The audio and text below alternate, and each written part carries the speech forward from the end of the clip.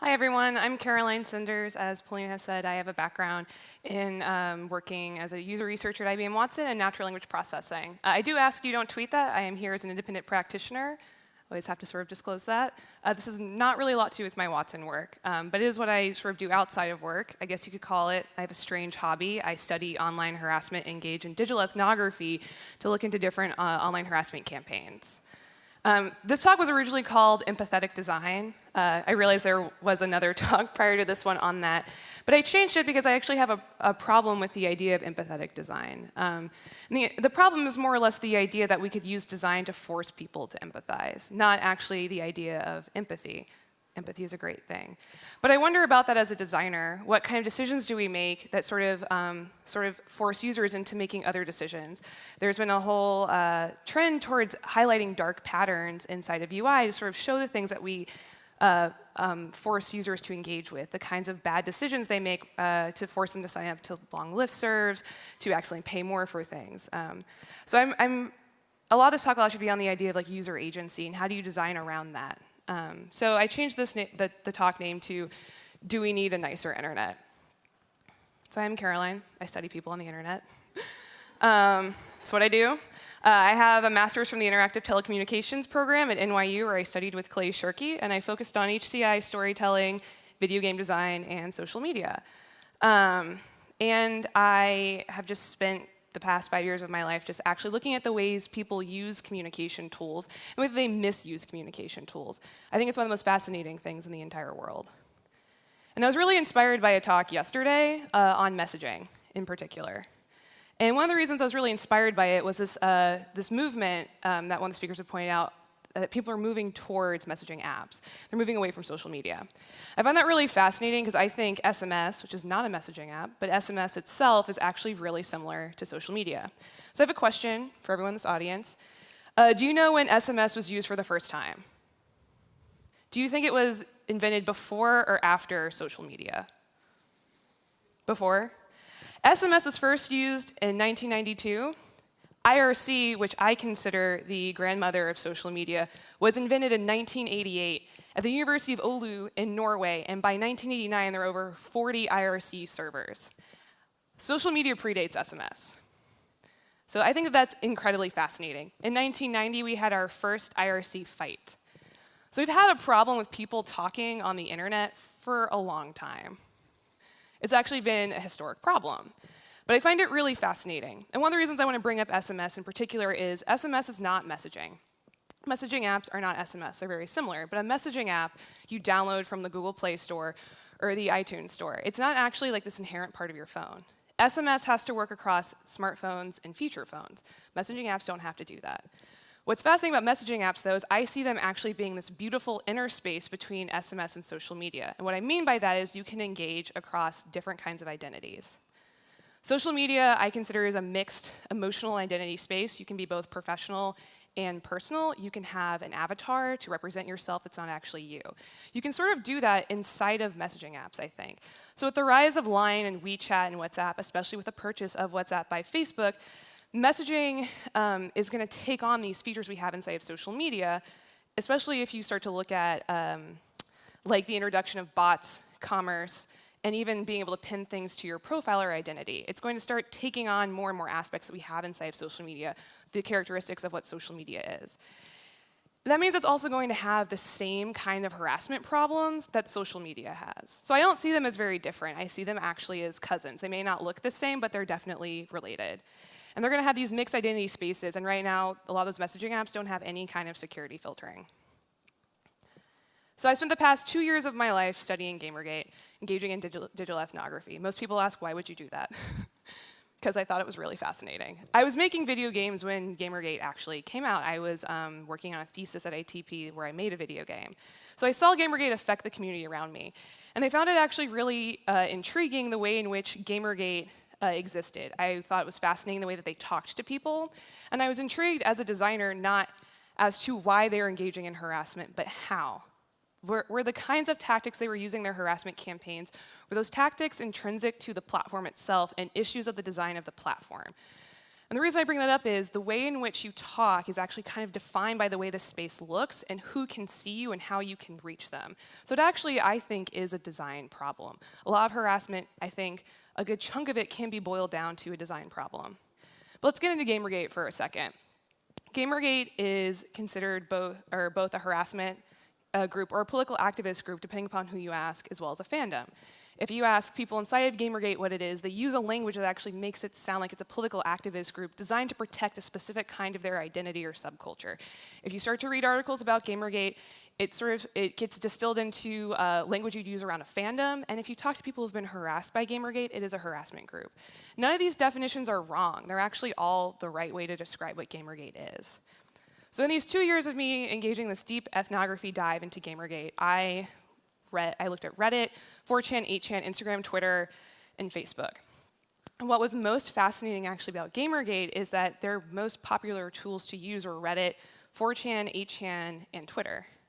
And what was even more fascinating is that the way that they spoke on Reddit was almost identical to the way in which they talked on Twitter. And they had the same expectations of conversation from Reddit that they had on Twitter.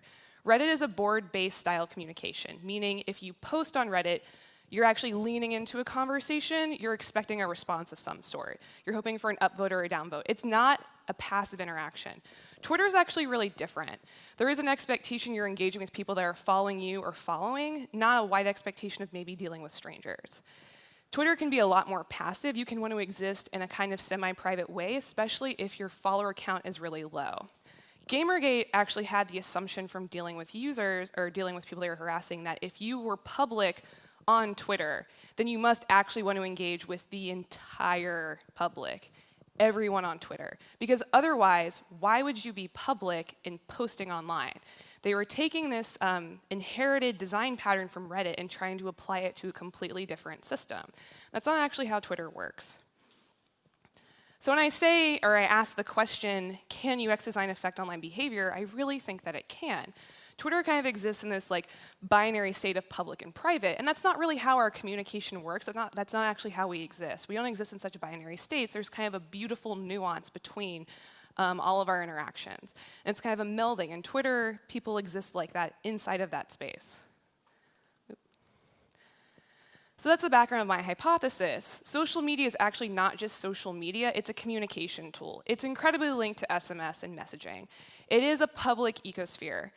And it's more similar to SMS than we realize, except I would say, and I would argue that the design and the privacy settings we have inside of these networks actually begin to obfuscate how public we really are. And there's no way to actually start to denote what kinds of conversations we want to have public or private without having to go through a series of almost impossible steps, or just changing your privacy settings from public to private. And I want to give an example of a kind of specific harassment. So this is someone with a big follower account attacking someone with a smaller follow account. This is already an unequal power dynamic. So what's happening here is you're going to see like what is an amplification of someone's harassment. So Martin Shkreli, he is the CEO of a pharmaceutical company in the United States. He's most well known for being kind of a dick. Sorry, that's not fair, but it's true.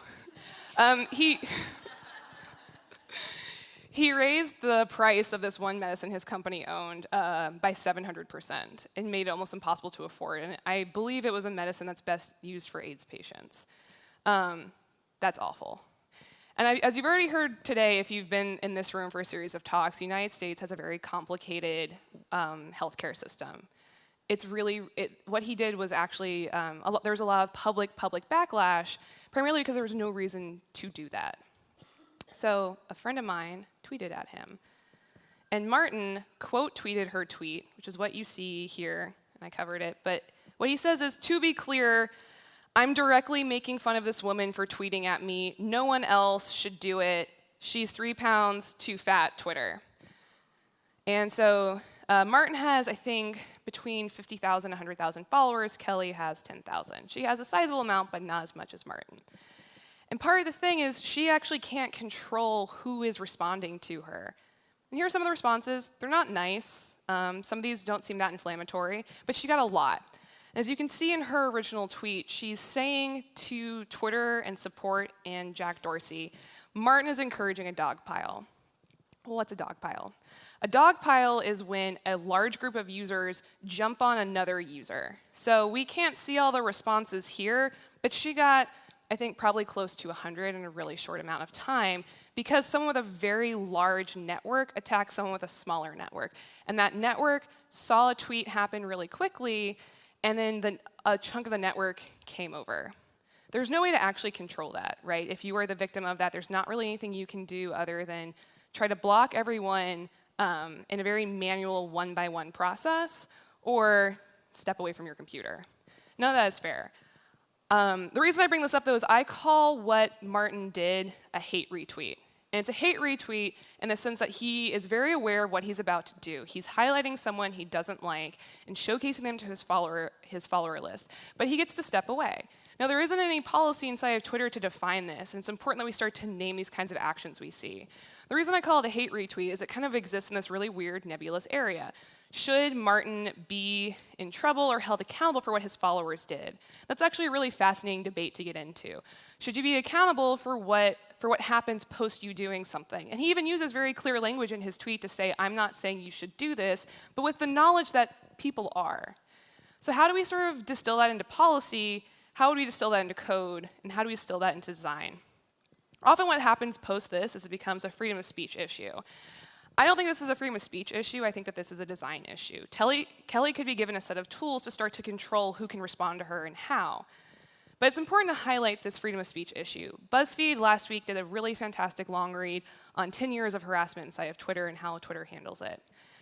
And I want to highlight that Twitter for a while, or Twitter actually a lot in general, their solution to solving these problems is not creating a flexible UI for users to choose their kind of privacy settings. Their solution is often, let's write an algorithm to solve it.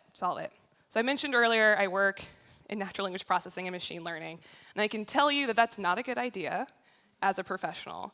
And it's not a good idea because one of the suggestions Twitter came up with was algorithmically filtering out certain words. One of the words they considered was the word cunt, which is also used as a slang term of endearment in the United Kingdom. But it also isn't a word that people are allowed to fill out, right? So what if I could create, what if there were a flexible algorithmic filtering system that I, the user, could tailor and say, hey, not this word.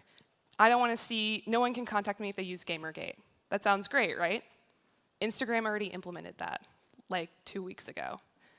And the reason I bring a lot of this up around specific words is the ex-CEO of Twitter, Dick Costolo, said in an exit interview with The Guardian on June 30th, 2015, I will say directly that I think regulation is a threat to free speech, he said. That regulation he's referring to is online harassment. One of the reasons I'm talking about freedom of speech in particular is I do think people are entitled to do that. I think people are entitled to debate online. And the reason I asked earlier is, do we need a nicer internet, is I don't think that we do. I think people are allowed to be dicks on the internet. But I believe if you're the recipient of that, if you're the recipient of harassment, or you're simply the recipient of an uncomfortable situation, you should have an ability to opt out. And that ability needs to be distilled in something people can interact with, and that's design. It's not just an algorithmic setting. Your code has to be made into something people can understand. And that's a UI or UX interface. So I want to give you some tips, or rather some suggestions that I've gone through, and I've been thinking about how do we start to solve more nuanced versions of harassment. This is a design thinking exercise I've walked different companies through. Let's take a regular old decontextualized Facebook photo. Let's say someone says, I want to remove the tag. You can do that. Facebook's like, great, you want to remove your tag into it? Like, that's cool. Your name's not going to appear on it. Well, if someone wants to remove the photo, well, you can't. Facebook is not going to take it down unless you file a DCMA request, and unless it's like falling into revenge porn or something used to like very, very ardently harass you. It's also a very long process. The DCMA is the Digital Millennium Copyright Act that was made in the United States to start to cover things like copyright law, if you illegally download a song or you illegally upload a video. And it's been started to apply to things like revenge porn or people taking photos of you to harass you. So let's go a step further. Why would someone want to remove the photo? What if their response is because I feel uncomfortable?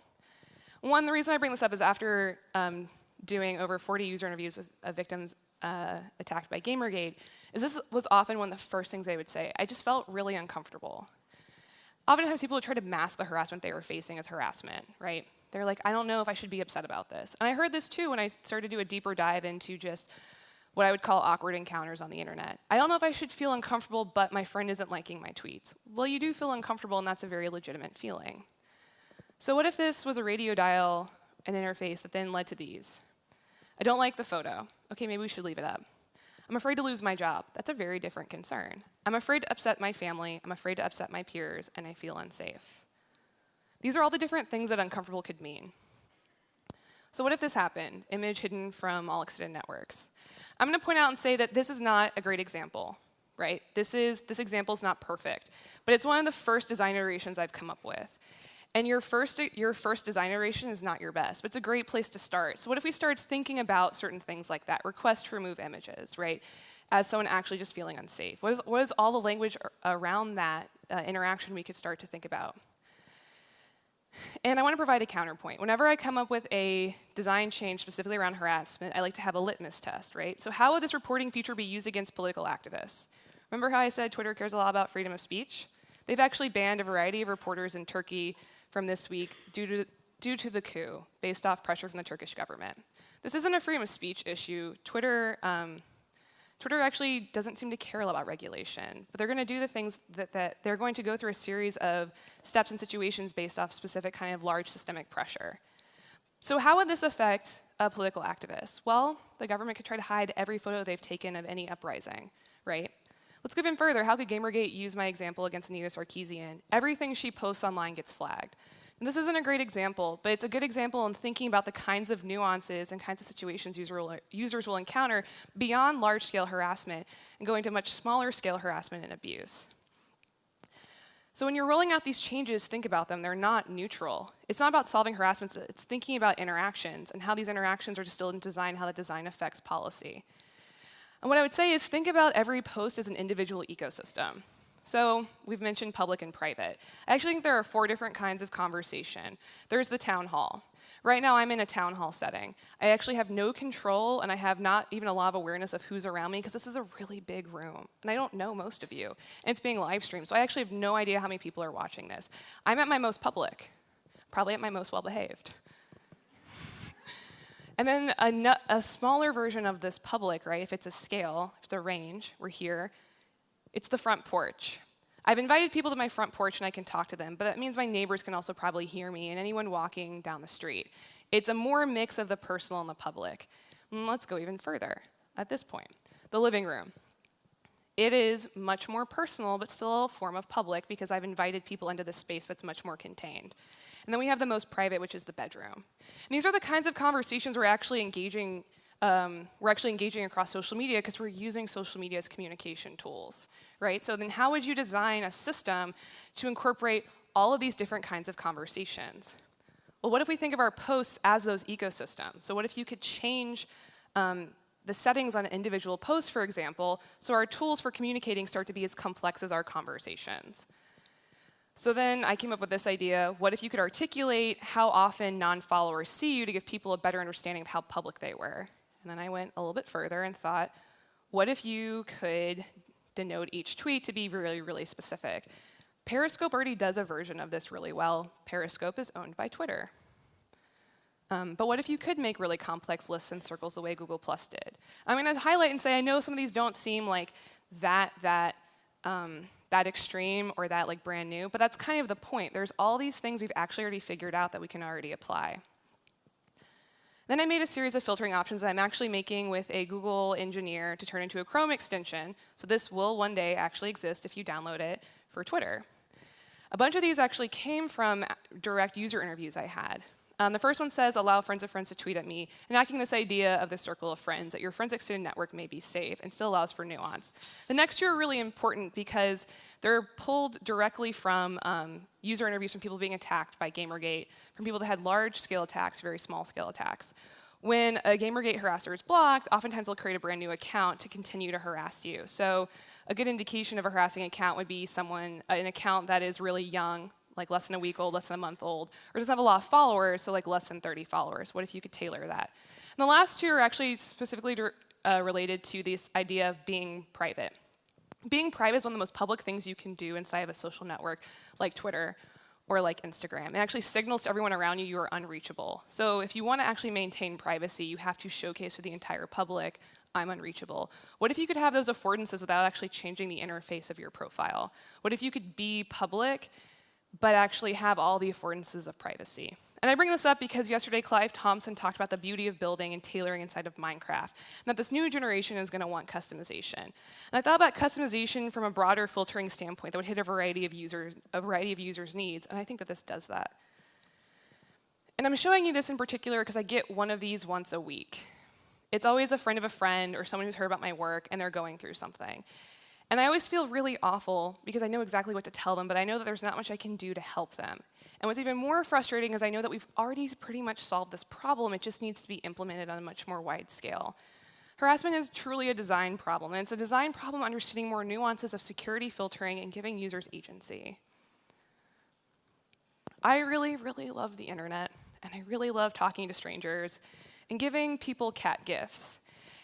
And I don't think the internet needs to be made nicer because I already thought it was a nice place. I should just have the ability to filter out who can interact with me and when. Humans are incredibly complex, and that means we're going to have complex interactions. That means that there's going to be a variety of people you just don't want to talk to, and you should have the ability to do that. So I leave you with this one takeaway. And what do I mean by this? Design isn't just a skill, it's a practice, and it's a language in and of itself, something that Leah Reich talked about in the earlier panel. And to start solving problems around harassment, we need to create spaces for human connection, and design needs to be at the forefront of that conversation. Design is what distills policy and code into a digestible and interactable interface for users. Design is the thing that explains what code and policy are outlining. Design is incredibly important. Thank you.